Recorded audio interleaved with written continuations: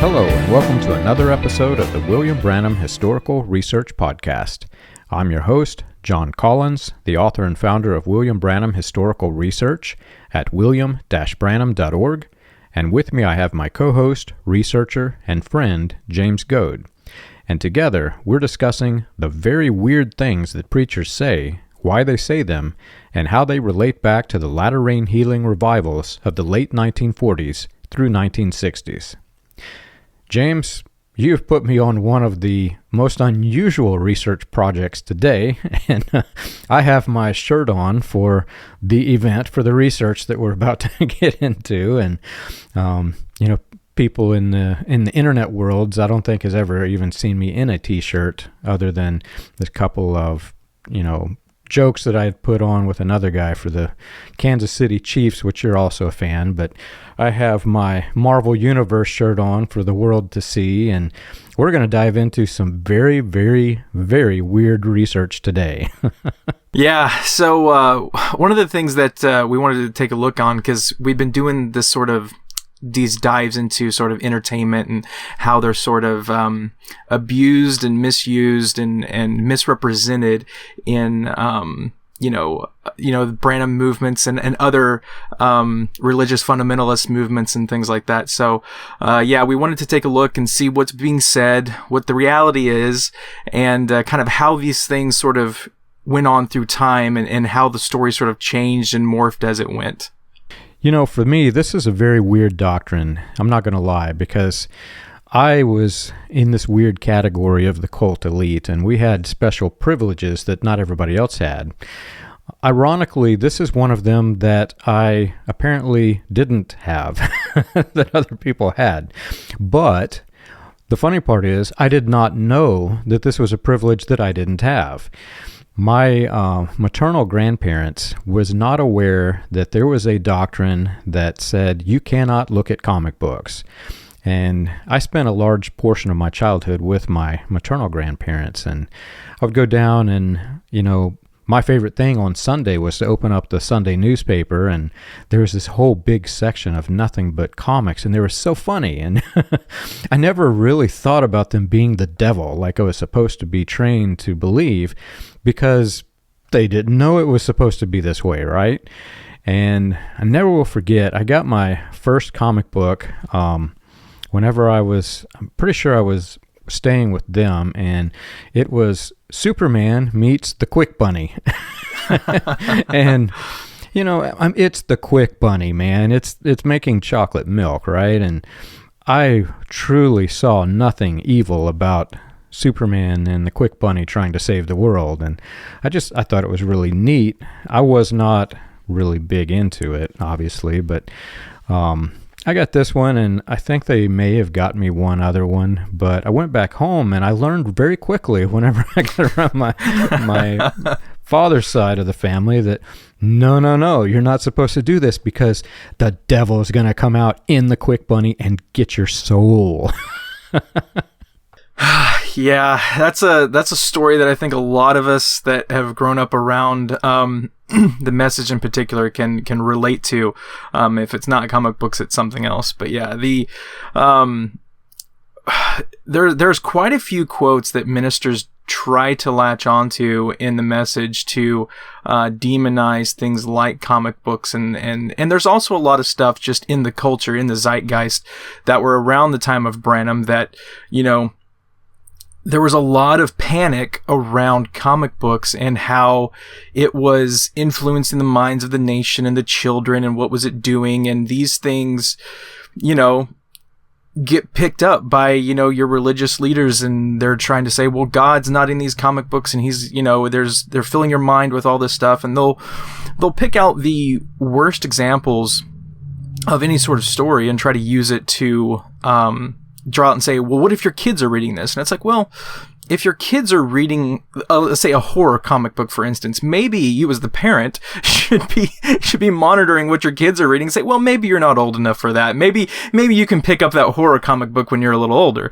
But, it's this moral panic that sort of influences the society, and this fear that sort of latches hold, and it's even and then the fear itself, whether it's in the political realm or any sort of normal realm that you're in, and then it also infiltrates into the religious realm, into your religious leaders, telling you that God's not in these things, and the devil is all throughout these sorts of materials.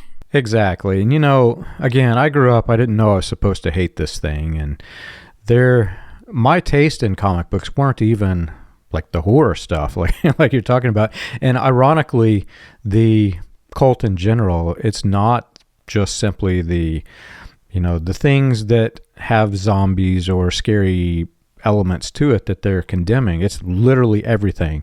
I mean, one of my favorites growing up, there was a stack of comic books that weren't mine that they gave to me, and they're good comics, man. This is The Jetsons from 1963. I loved The Jetsons, and even still today, I watch the cartoons, and people get mad at me because I'd rather watch a show with cartoons than a show with people in it. But this is a wholesome comic. There are morals in the story. There are funny things. I mean, there's nothing demonic about the Jetsons. I can assure you that. And anybody who knows the Jetsons knows this is a thing. But we'll get into it more in the show, but there's a history of good that actually birthed comic books. And what's interesting is that while comic books were trying to do this very, very good thing for the nation at a time that the nation needed it most, you had these men rising up and saying, no, this thing that you're doing, entertaining our kids and giving them peace of mind during this troubling time, that's the devil. So yeah, like you said, there's some more things we want to get into as we go on here. But one of the things to kick this off, let's just examine this clip here from this minister that has a very interesting take on comic books and some of these sorts of entertainment, what it's actually doing to young men. Yeah, let's listen to his take and go from there. How do you think the devil's got all these boys, 23 years old, watching video games, sterilizing them? That way he can destroy their inheritance. It was so interesting yesterday. We had such a nice time, When I was a kid, we had comic books. I never had a comic book in my life. My neighbor had one. He opened up a comic book, had a comic strip. That comic strip was just a strip of, they were those pictures. There was Snoopy, the Red Baron, some of them, and then you could order these things on a rotational basis to take and read these comics, But this thing, and you'll wonder why Brother Branham saw when he talked about those comics.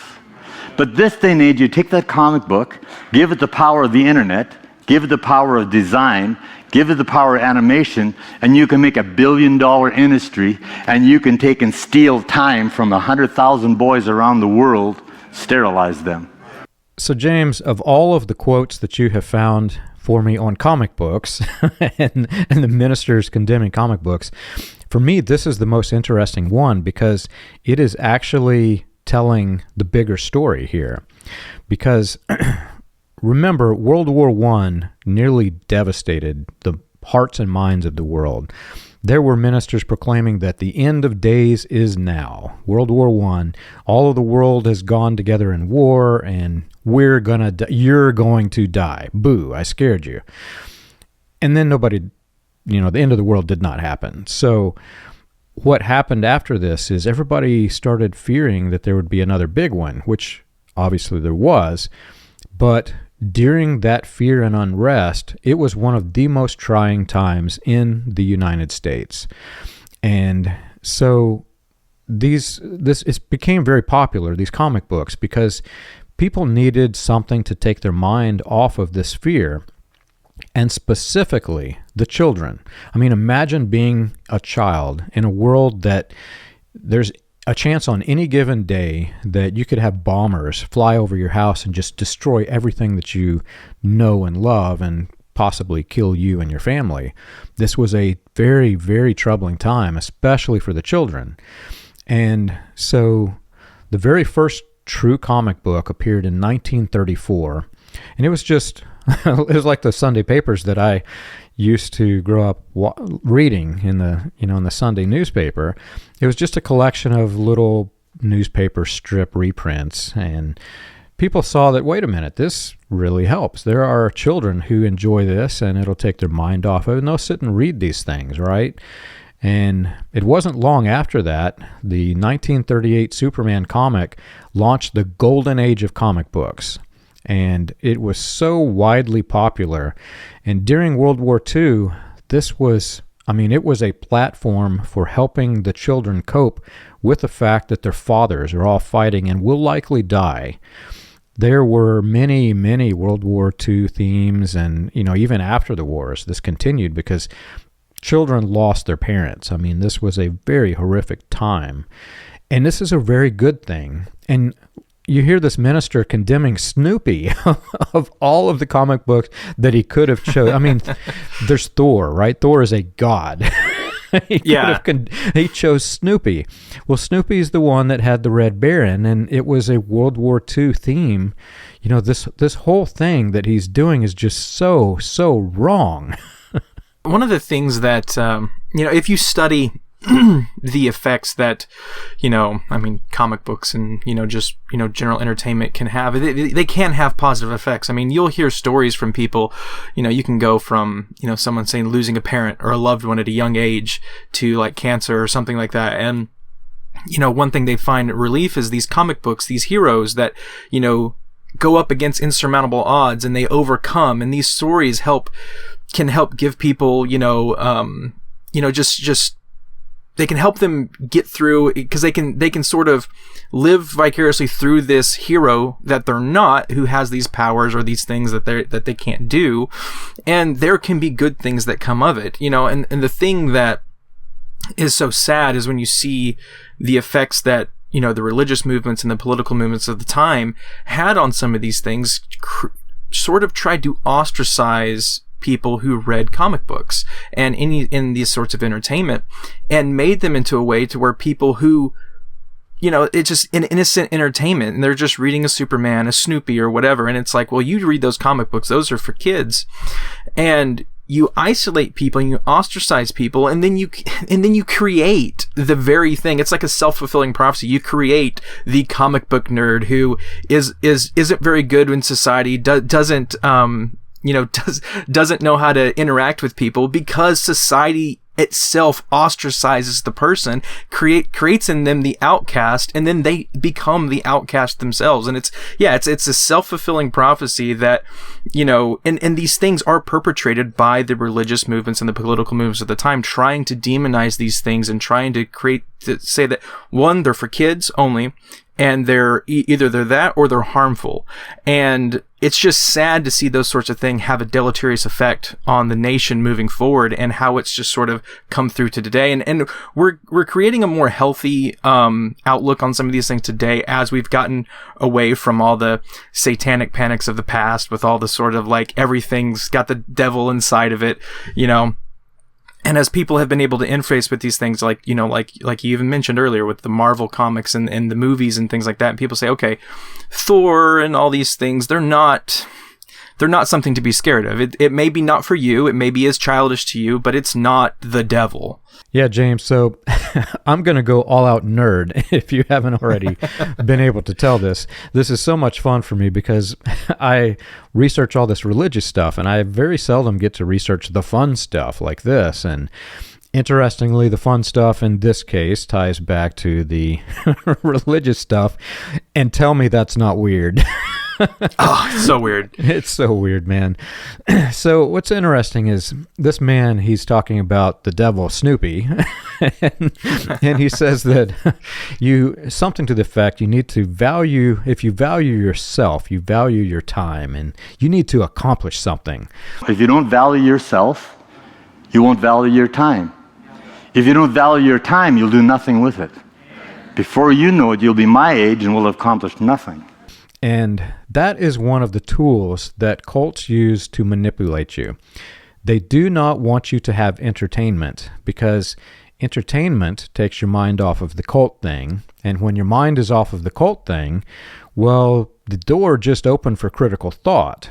And while you're not thinking about the cult stuff, you might suddenly have critical thoughts about the cult. So they want to keep you engaged mentally, and it causes mental burnout. Over time, this is a horrific thing that they are doing to your heads. Do not have fun. That is a cult theme. Do not have fun. Well, during this horrific time, before, during, and after the war, there were so many different good tools, not like this minister who's taking away the fun for the children. The Looney Tunes were introduced, I think it was slightly before World War II, and then during the war it became highly popular, and they made Looney Tune comic books. I think this is probably one of the real newer ones, but I love the Looney Tunes. If you can't tell already, it's one of my favorites. And I can assure you, James, the devil's not going to come out of this book and get you, even though it's not Snoopy, but Daffy Duck's devil is not going to get you. But where it gets really interesting is that they realized that this was helping the children to cope. Again, this was before, during, and after the war. After the war, we had massive loss of life that now people had to come back and cope. Those who were there had PTSD from the war, if they even made it back. Some of them had severed limbs. Their lives would never, ever, ever be the same. And their children were growing up in homes that were just devastated from the war. It was a very bad thing. And they started introducing comics that were more geared for the adult. And I inherited, I was given a few of these things, but they made comics for the adults that are the outlaw comics. And man, I used to love these as a kid because my other true love was cowboys, but they made these, cowboy themed comics for the adults. Well, I knew men in the cult. And again, I had no idea that Snoopy was the devil, but I knew men in the cult who loved Westerns, and we've talked about it before. They had televisions, but they would hide it in the closet. And when nobody's looking, these men, respectable men in the cult, some of them preachers, they would take the television out of their closet and they would watch an old Western. Well, while they're watching an old Western, this was a highly popular comic back during its era, and they were saying that you can't read these Western comics, you kids, because that's the devil. That's the Snoopy devil in the Rawhide Kid or whatever. You can't watch that, but, oh, by the way, while you're not looking, I'm going to sneak into my closet, and I'm going to watch my television and watch the same dang thing on the television. Yeah, it's hilarious how you look at just the double standards in so many of these situations where you've got all these all these people around the message who it depends on the thing that they are interested in. So if it's the Westerns, then they carve out a little excuse for the Westerns. Versus, if it's a little bit of their type of music, they carve out a little bit of exception for their movement. But the comic books, those were for the kids.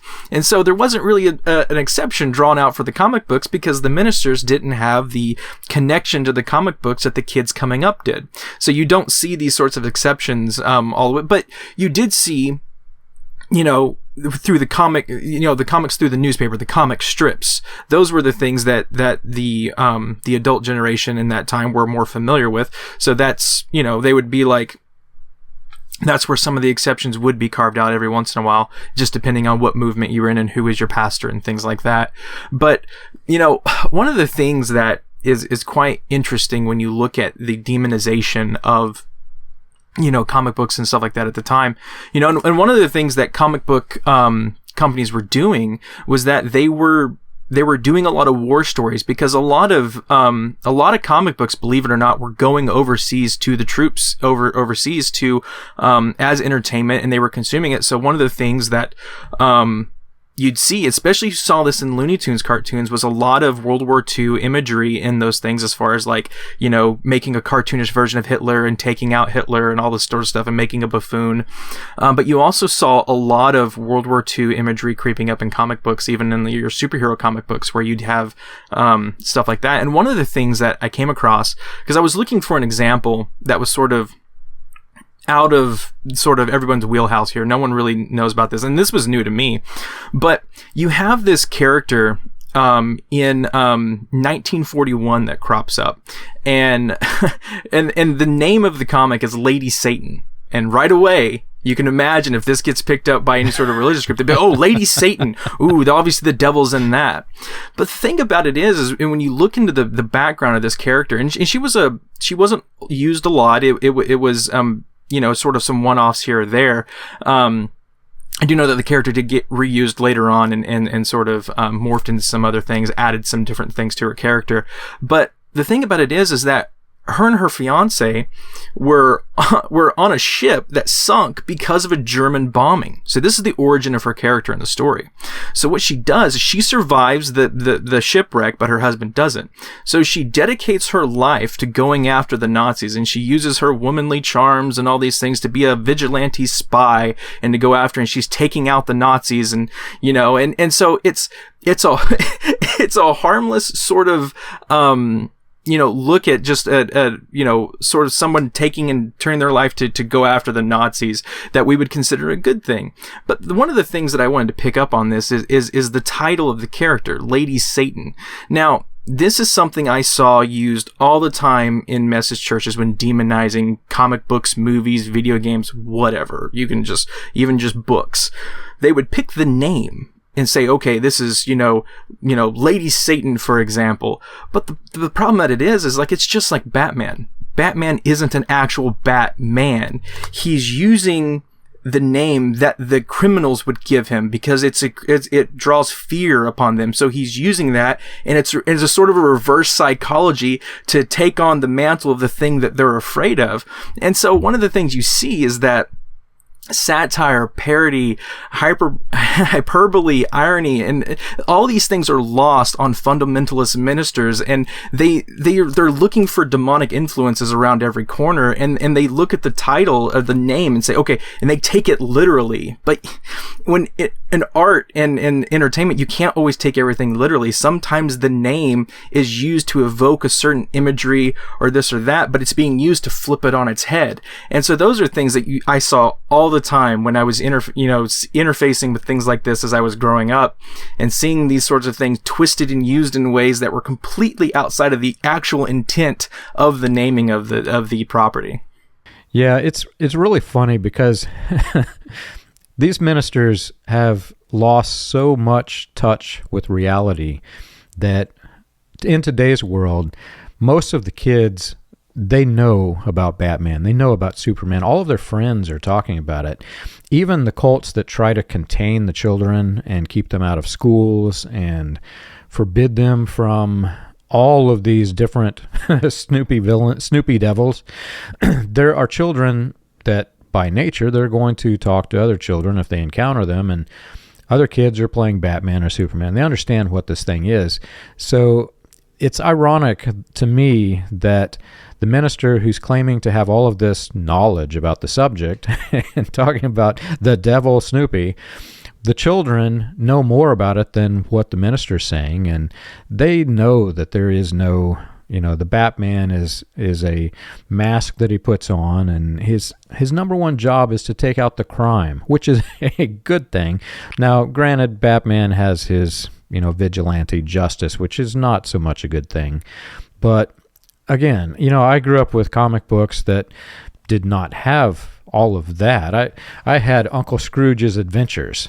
I mean, I can assure you that there's no devil in Donald Duck whenever he comes out and he's helping them find the pot of gold or whatever. But you're right. They've just lost so much touch with reality, and they're living in this cult fantasy world like we've talked about in the past. And while they're talking about magic swords to the kids, they're telling the kids, you can't watch Snoopy.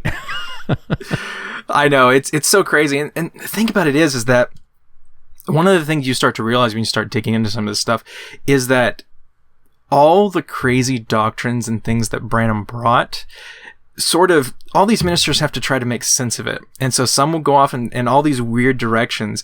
And this next clip that we have is a perfect example of how, he starts out talking about comic books and then tries to morph it into the things that are being, the certain things that are being perpetrated in the message, and you sort of end up with all these weird thoughts, and when you draw them out to logical conclusion, you're like, this is just insanity what's going on here. But yeah, let's look at the clip here, and it's a doozy.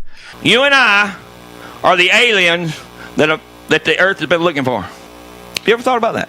We're supposed to be aliens, right? You know what the Bible says? We're supposed to be aliens. We're not supposed to be like the world. You see all these people, how this superhuman race comes to earth.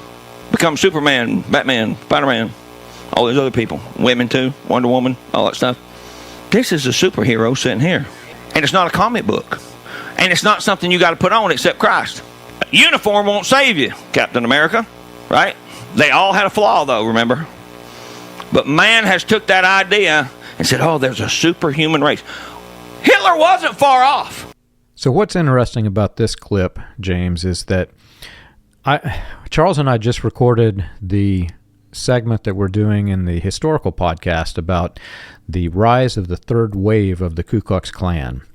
And whether or not this minister realizes that he's just done it, this doctrine that he's bringing forth about the superhuman race and Hitler wasn't far off, this is actually tied to the Klan's propaganda against comic books, which is super fascinating for me because, again, I really don't think that this minister knows that he's regurgitating white supremacy, but there was a period of time whenever, people had, even in fundamentalist religion, they'd kind of come to terms with the fact that, no, we can't stop the kids from seeing comic books. They're going to see little comic strips everywhere, from the newspapers to if you go to the stores or wherever you go, you're going to see these things, and kids love them.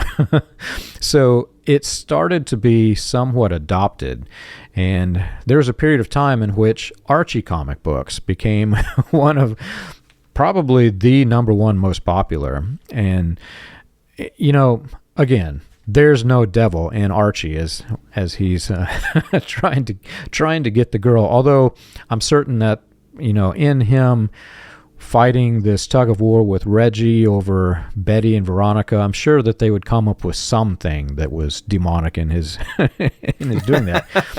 But in the end, there's not a lot of moral content that I've seen from this. Like, a Superman story usually has a moral to the story, and you, as a kid, you're actually growing from some of the things. The Archie comic books is usually Archie did something stupid or Jughead did something stupid, and it's funny.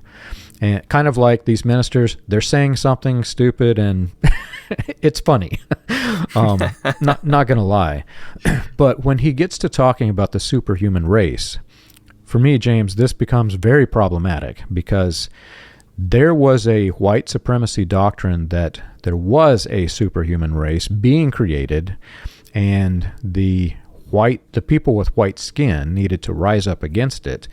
And it was the Christian identity doctrine, which we've covered in multiple of our podcasts, but it was the notion that Eve mated with the serpent, and they produced this bloodline that was evil, and the evil was rising up, and it was going to invade. It had already invaded the United States, according to this philosophy, but it wasn't just black people. It was black people and Jews, and they began talking about, we need to eventually come into a super race, and there became the super race theology. And so it was the good versus the evil. I mean, much like the comic books, the Joker versus Batman, right? It was a good versus evil fictional world that the white supremacists were creating, but it was all about the super race that was coming. And Hitler, the fact that he mentions Hitler in this statement tells me that he is understanding that the concept of of the super race that is being formed and the racism that was in this era, he's understanding that this ties to the comic books, which is very problematic because, and I wish I had a copy of this, but in 1946, after Archie comic books was somewhat adopted, and even in some of the more fundamentalist houses, you'd find little comic strips that they deem to be okay for their kids, and because kids need something fun, kind of like kids need a toy. Well, after that had been adopted, 1946, Superman published a issue called Superman Smashes the Klan. It was Superman and the KKK. And this, as you can imagine, caused all of the white supremacists, especially the religious white supremacists, to suddenly again rise up against the comic books. Comic books are evil because Superman has just taken out our Klan. I mean, and here's this man who's talking about the super race, which is a theme that is woven all through the Klan.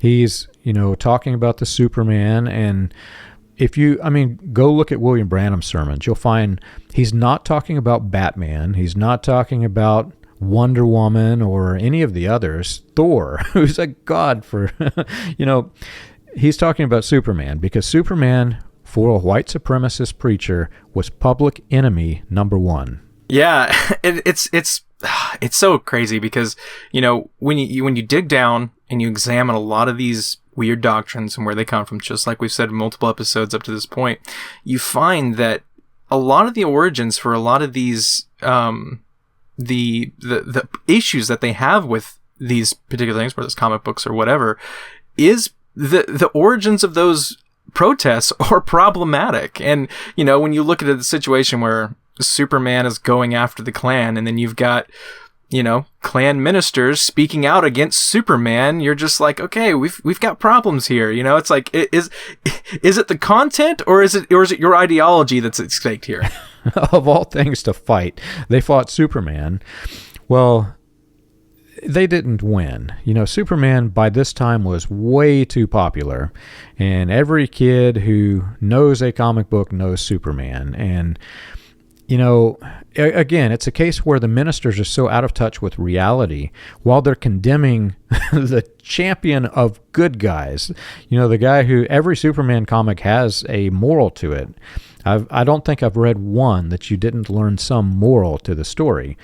Well, the children are aware that no preacher, my Superman is a good guy, and if you're talking about my good guy being a bad guy, well, you're probably a bad guy. So, but what happened is, in 1956, I believe it was, after the funny, silly comics like Archie began to cause a decline of superheroes, when 1956 you had the resurgence of interest in superheroes, because, again, in the World War II days, you had all of these superheroes that were taking the children's mind off of the fears of the war, or after the war, they were taking their minds off of the pain and suffering from the war. Well, in the 50s, you had suddenly the Cold War is spreading fear throughout the United States. Now there's commies everywhere, and oh my gosh, is the guy in public office, is he a communist? Are we going to die? You had people building these bunkers where you could buy an underground bunker for your backyard. Well, this led to the comic books suddenly again rising in popularity for the superheroes, and the non-superhero sales began to decline.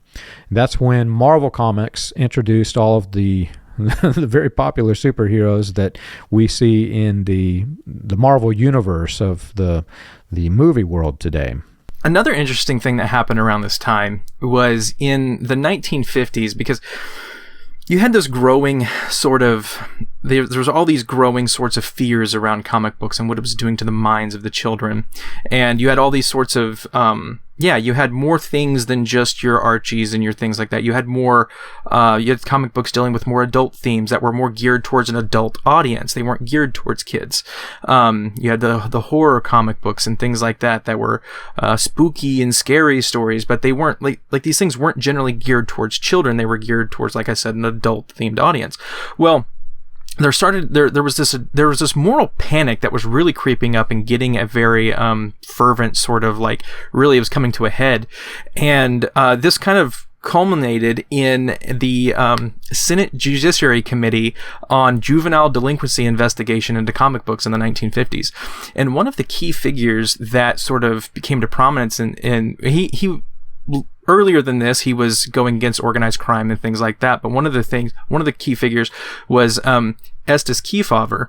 Estes Kefauver was going off of the work of Frederick Wertham. And Frederick Wertham was an American psychiatrist, and he had been doing work with, mental needs and stuff like that, and trying to, especially around the work of, like, if someone was mentally challenged, then if there's a crime involved, can they really be, fully, can they fully take on the full penalty of this if there's a mental thing involved in this that's keeping them from, being judged the same way as someone who doesn't have this particular thing. And so one of the things that later on in his career that he did is he took a stance on comic books, because he was trying to link juvenile delinquency with comic books and kids reading comic books, which nowadays we would look at that and say, well, that's completely unfounded. But one of the things that this Senate committee and, Estes Kefauver really keyed in on that and was like, okay, we're going to use the work of the psychiatrist, and we're really going to hone in on this. But so one of the things that they were really attacking the comic book producers about this and saying, okay, you cannot, these things are getting into the way of children. If you got a horror comic book, it's going in front of children, and it's going to corrupt their minds, and they're seeing all these things they shouldn't see. If there's, like, blood or gore in this comic book, and keep in mind, these things were geared towards an adult audience. They weren't geared towards children, but they were trying to house it all like some of these ministers do. They're trying to say this is kids material, and they're trying to influence the minds of children. And so, just like today, I mean, you read a book. Not every book out there is for kids. Some books are geared just towards an adult audience. So it's the same thing. But one of the things that the comic book companies came up with was that they came up with this compromise. They're like, we will create our own sort of rating system approved by the comics authorities. I don't know if that's really coming through very well on the camera. But so that little stamp of approval started going out, and that was how they were saying, okay, this is actually approved by the government. And one of the things that came about in all this was that it really hampered, like, the horror comics and things like things that they deemed as demonic and things that were influencing the minds of the children in ways that, just were unseemly and unsightly. And, this was a constant battle throughout all this. And eventually, you get years later, and eventually these things as people started loosening up and lightening up to the contents of these things, the badges for, approved by the comics code get smaller and smaller in the comic books, and eventually they just stop using them altogether by the time we get to the early 2000s. Right. And what's, complicated about the issue is that while the adults have the adult-themed comic books, and, they're obviously not for children. There are some very scary things that the younger children should not see. Once the children enter into their teenage years, they're going to be exposed to a lot of this anyway, just being out in the world. It's part of our world. You're going to come in contact with bad things. But also, it's additionally complicated because in art, which is, comic books is art. In art, there is a philosophy that not everything evil has an evil intent. In other words, I can paint a picture of the devil. It doesn't mean I'm worshiping the devil. And right. Music is how I use my examples. There are songs that have themes about bad things, and they may even sound like they're supporting the bad things, but in the end, it's art. It's talking about, there's this category of people that are doing these bad things, and it's not so much that it's portraying it as something that you want to achieve, it's portraying it as something that exists. And in doing so, it ironically paints it as something that you may not want to achieve, and by explaining the whole thing, it actually is helping you. One of the examples that I use is it's not a song I like, but the song "Highway to Hell." Every Christian fundamentalist, like even the fact that I mentioned it on this show, I'm going to get hate mail from it, right? Oh, yeah. This is highway to hell. This is the bad place. You don't want to go to the bad place. But as art, if you take a step back at what this is saying that, and it even starts out this way, living easy, loving free, and I'm on the highway to hell. In other words, take the reverse of what the lyrics is saying. If you live easy and you're free loving with all of the, women or whatever, you're on a highway to hell. You're on a road that's taking you to destruction.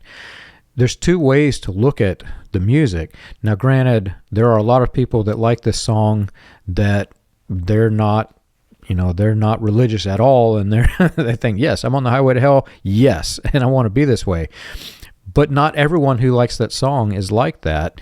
I remember the first time I ever met a Christian that was telling me that they liked the song, and I wrestled with this, man, because this was something that I grew up in this world where everything is condemned. Everything was condemned.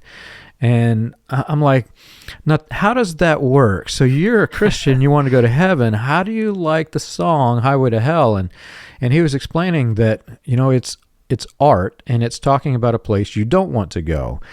And the way he explained it to me, it made perfect sense. But take a movie. You got a movie, and you've got this overall theme where somebody is getting into trouble that they should not get into. And they have, there's movies where there's a good moral to the story, but the main character goes through the slump. And while they're in the slump, they're in the depths of the worst possible place in their life. And then at the end of the movie, they're suddenly lifted up and redeemed, and a good thing happens. Well, to portray them going down into the slump, this is one of the songs that's used. They're going down into the pits of to hell and back, basically, in the movie. But it's music that is portraying something bad is happening. They're on the highway to hell. And again, I'm going to get hate mail. That's all right. I'll deal with it. But it's art. In the end, it's art. I can assure you that not everybody who likes the art that's in the comic books is looking at Two-Face and they're thinking, well, this looks like a demon, and so therefore I like demons.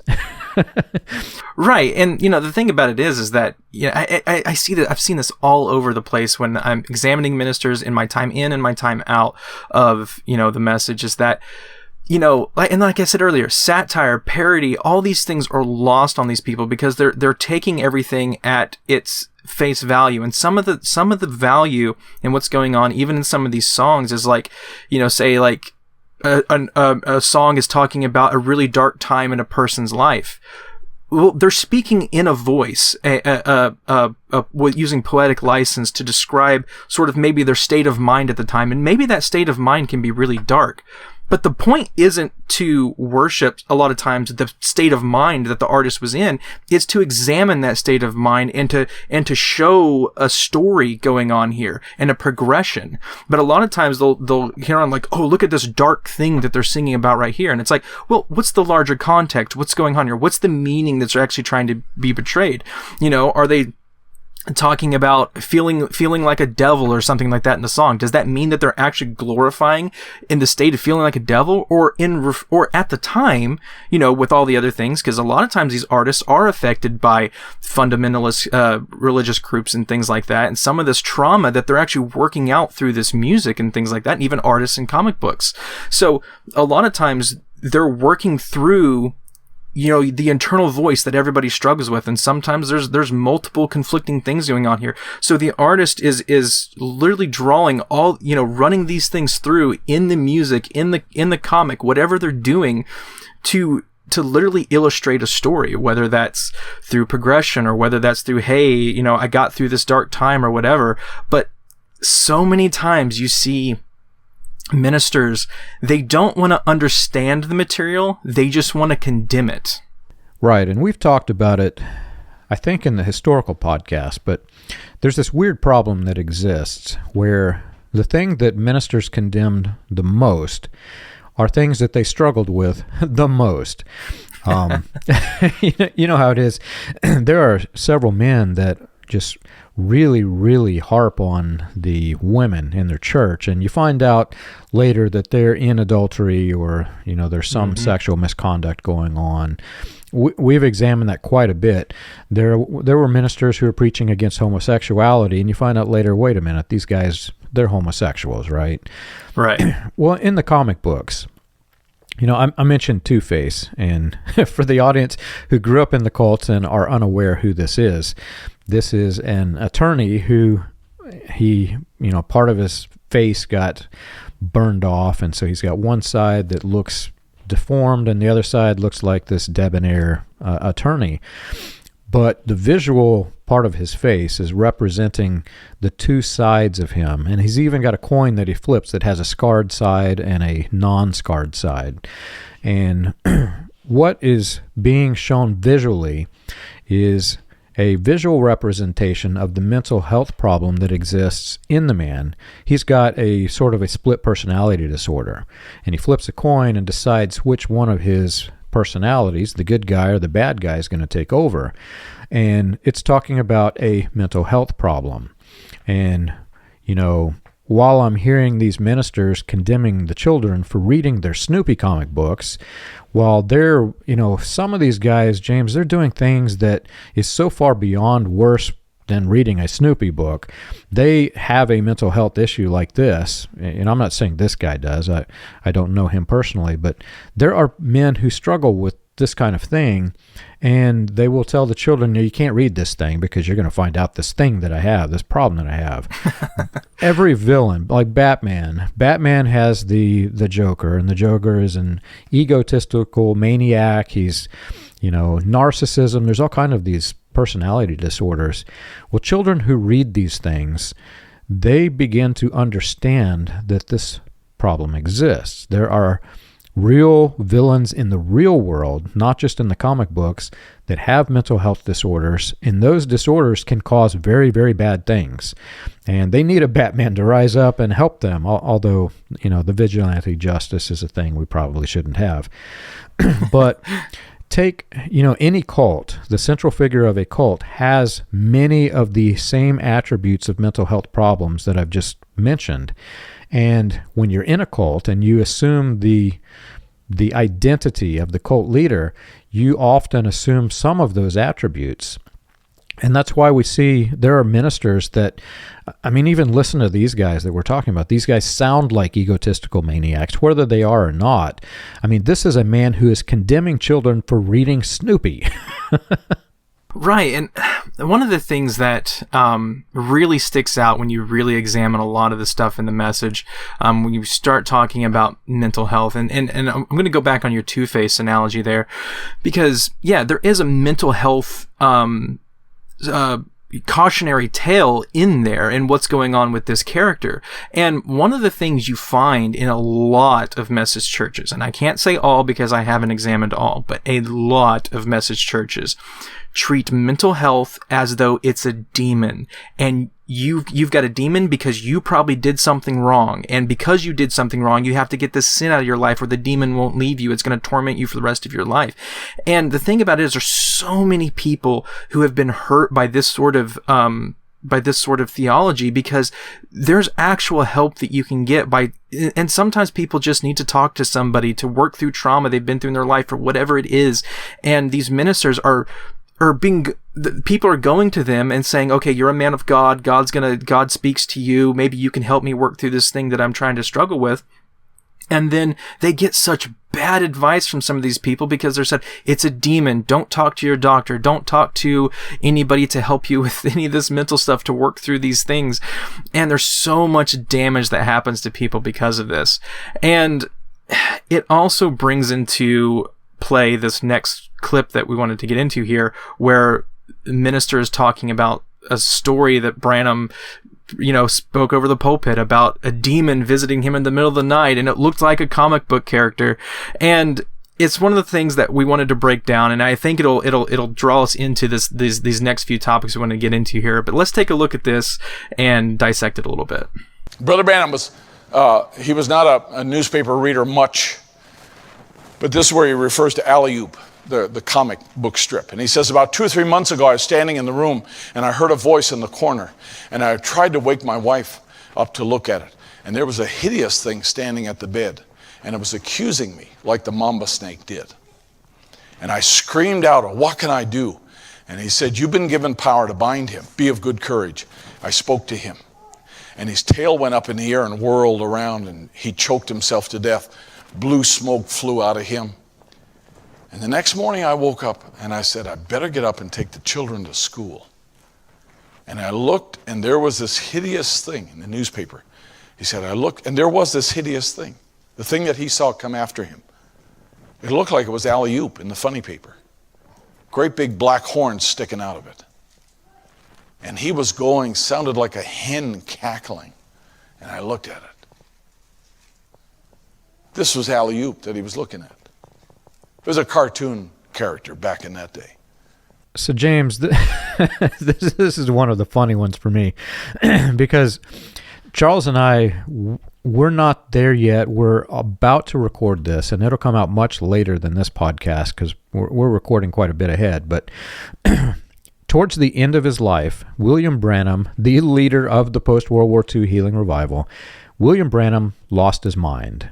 And not many people are aware of this. In fact, I'm getting ready to watch the shock on your face because we've not yet told the secret. And I don't want to tell it all because I want to leave some surprises. But William Branham mentions on recording a key phrase that if you caught it, you realize that he just admitted, A, that he has severe, uncurable mental health disorders, and B, he went to one of the big clinics in the United States trying to cure his mental health disorder, and C, they told him that it was incurable and he would suffer with it for the rest of his life, and D, he admits that he had a demon and the demon progressively got worse. Well, this this weird clip you found is referencing this as though that's a good thing. And right. We're going to get into it in a little bit more detail in the historical podcast. What's interesting is while all of these people are condemning the comic books, and I'm going to throw it up on the video slide, so if you're watching the video presentation, you can see it. We usually don't show the minister's face, but this guy actually put the comic strip as a slide in his church. So here's a church who's preaching against comic books. You're not allowed to have these kids, but oh, I know what they are, and I'm going to put them on the screen behind your head so you can see them.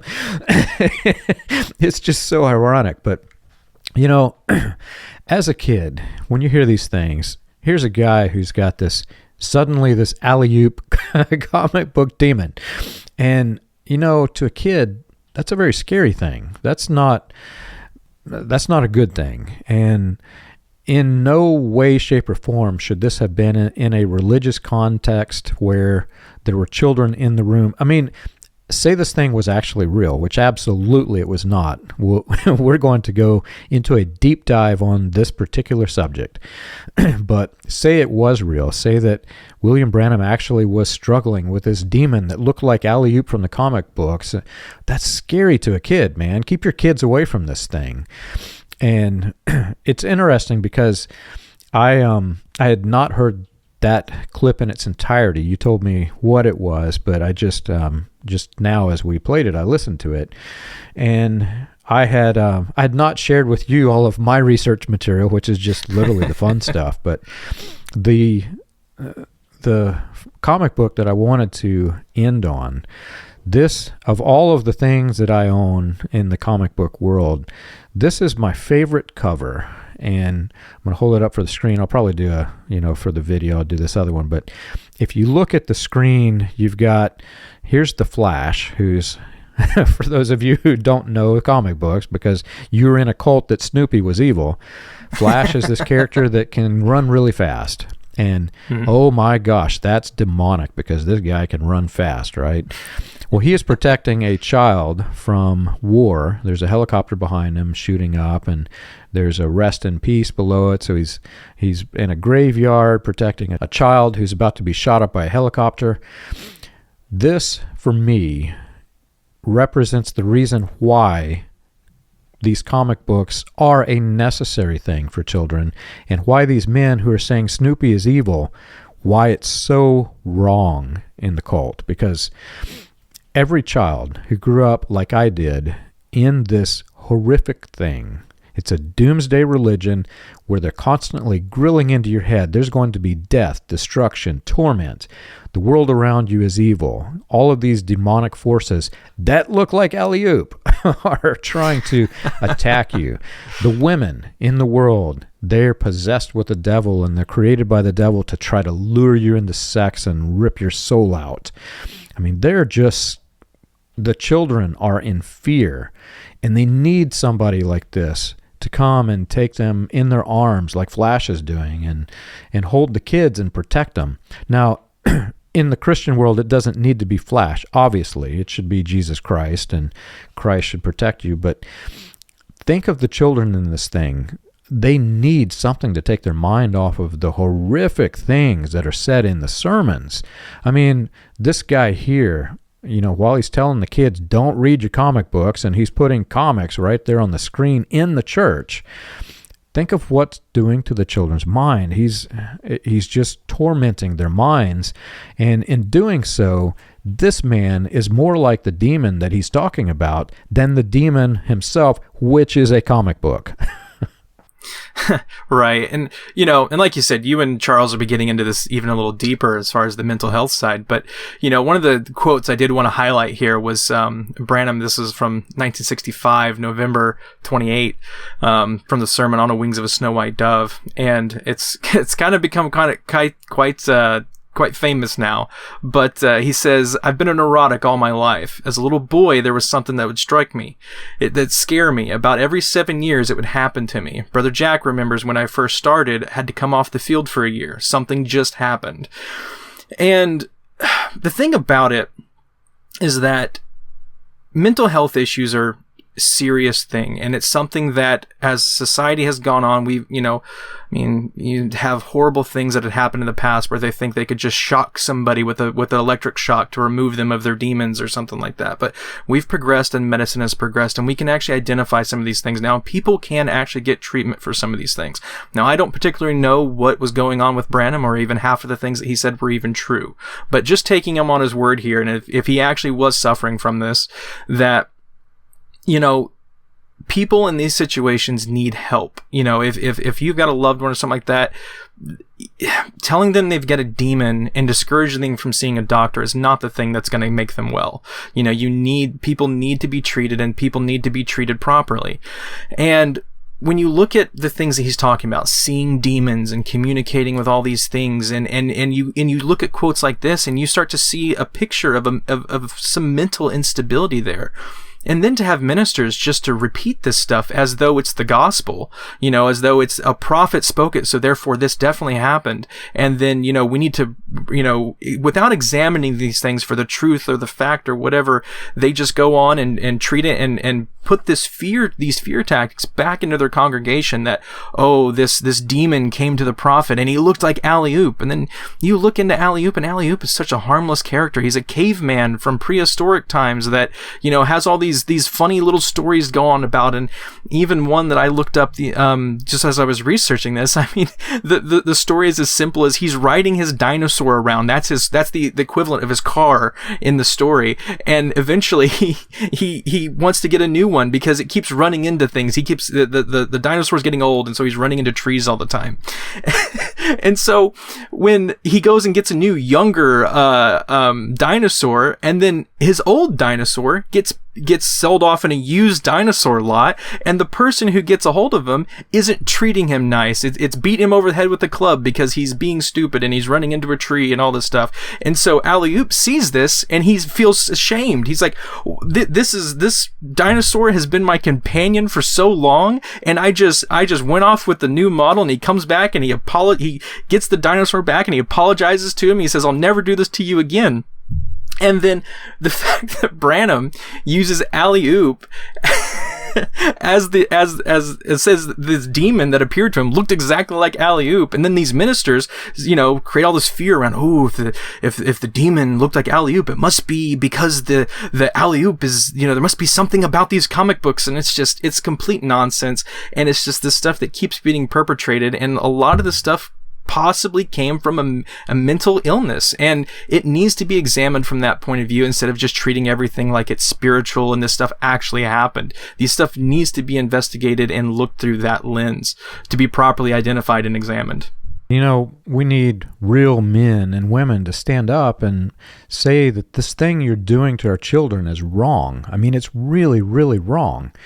These guys are living in a reality that is more fantasy than the comic books that I hold up in the screen. I mean, what they're talking about in most cases, it would be rejected by a comic book because it's so ridiculous. And that these children are pumped their heads full of this stuff every Sunday, 2 times on Sunday, Wednesday night. And it's a fantasy world. It's a good versus evil. They want their comic book, their 45-minute to hour and a half speech of a comic book to be planted in the kids' heads instead of kids just enjoying themselves, having fun. It's no different than a kid playing a toy, right? The only difference is with a toy, they just push it around or whatever. But a comic book, in a lot of cases, has a very good moral to the story. It's got to have something of interest or it won't hold the kids' interest. And a lot of times you'll find that there is a moral. What's really interesting about the Alley-oop story is that Alley-oop is more of a hero than any single one of these ministers who are condemning the children, who are berating these children for reading Snoopy. These are the villains in today's world. In my opinion, there is no greater villain than a man who will attack a child. And what these guys are doing, they are attacking children. Alley-oop is a hero. Alley-oop is one of the greatest heroes. Not so much the character, he's just a little caveman like you said, but the creator of Alley-oop was a World War I veteran, and he wanted to fight for his country and protect his country in World War II, but he was too old. So they told him that he was too old to fight, and it discouraged him, because he really wanted to help the troops. And so he started, promoting the military in using his art, and created these themes that were fully designed to help the military. And he would visit the sick soldiers and he would help them. These guys are struggling with some of them severed limbs or some of them disease or whatever. And he would help them, with his storylines to help promote the military. And he became somewhat famous in the military. There was the 92nd Bomb Group adopted Alley-oop as the mascot.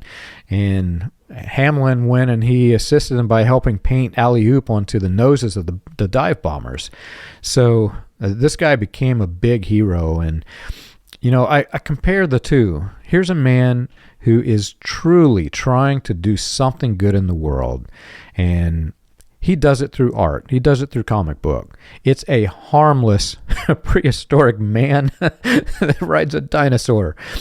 No different than Snoopy, who sits on top of his doghouse and pretends that he's dive bombing World War II or whatever it is, the Red Baron, right? These guys are heroes. These guys are the good guys. These guys in the comic book world, these are your Superman. These are your Batman, whatever it is that you like. And the villains, the egotistical maniacs, the Two-Faces, are the men who are standing up, pretending to be of God, pretending to be Christian, and just wreaking havoc in the children's minds. So I really don't know how to wrap this up because this is so silly. The fact that we even have to have an episode on comic books, James, the fact that we have to have an episode on comic books tells you how weird that this weird religion is, man. It doesn't get any weirder than that. Yeah, and just one more thing that I wanted to sort of hit on, just, because examine the mental health stuff and everything that was going on, and how these things keep going forward. I remember, and this is something I didn't make a connection to years later, but I remember a minister as I was growing up talking about telling the church, and I was really young when I heard this story, and it literally scared me as in the church, because it was like he was talking about seeing a demon in the middle of the night, and he literally said that he woke up in the middle of the night and saw a demon at the foot of his bed with red eyes and a really demonic look on its face, and he said it was a cartoon character, and I believe, and I apologize if I'm getting the cartoon character wrong, but I believe it was Goofy from the Disney cartoons, and just this demonic, and talking about and trying to talk about how demonic influences are coming out of cartoons and stuff like that. And you look back, and when you start examining what's going on in the message, and you see Branham's story about the alley-oop thing, and you're like, I know where this is coming from. And then that the alley-oop thing is just garbage and baloney, and then everything else, and you're like, and there's so many ministers out there that try to copy Branham in all of his forms, and so you end up with these weird stories, and it's like, if this minister really did see this, I would have a lot more questions these days about what was really going on if this actually did happen. But it's just one of those things. You start to see these correlations, and when you're young and impressionable and you hear these things, and they draw so much fear in your mind, and it's just like, around these things that are just innocuous and not even an issue, until these men just completely just take them out of context and use them for their own nefarious purposes. I've got a stack. You should see. I brought my research material, which is all comic books. I've got a stack over here. I have a story behind every one of them, and we literally, James, could go for the next 12 hours, and I could walk you through my comic collection and all of my thoughts. But, what you said is correct. The mental health, it's such a problem, and I'm not going to divulge his name because you probably know this guy. He actually went to your church. But growing up, there was a man who told me a similar story. He had seen a demon, and it looked like a spider, and it crawled up the wall and the ceiling and scared him in the bed. And he's trying to spook me into this good versus evil Christian, pseudo-Christian world, right? And I'm in my teens. And again, I grew up not knowing that it was wrong to have comic books. I knew mental health disorders. I read books about mental health disorder as a kid, man. I could see that this man had a problem. This guy had a problem. And had I not read this, I don't know, maybe I still would have known, but I can assure you that, I can't say every one of them, but I can assure you that there are some ministers in this wacko religion that do not want children to read about the mental health villains because they are fully aware that they have a problem. I'm just going to leave it at that because we could go on for the next 15, 20 hours, man. Oh, yeah. We'll end it here. If you have weird doctrines that you'd like for us to discuss, if you have the Snoopy devil that you want us to discuss, you can contact us at william-branham.org.